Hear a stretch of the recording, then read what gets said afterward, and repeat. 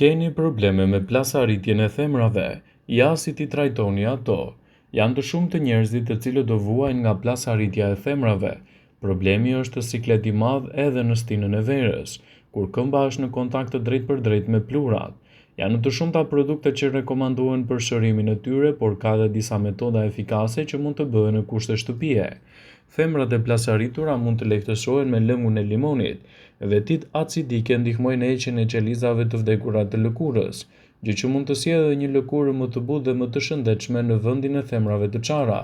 Priheni limonin në mes dhe fërkoni zonën e infektuar. Bëheni këtë për 5 minuta dhe pastaj e pastroni me ujë.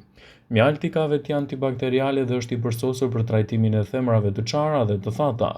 Disa lugje edhe me mjalt treten në një legen me ujë dhe më pas futen këmbët në të për 15 deri në 20 minuta duke i fërkuar lehtë me njëra tjetrën. Kjo është një metodë alternative që në kushte shtëpie mund të lehtësojë disi shqetësimin tuaj.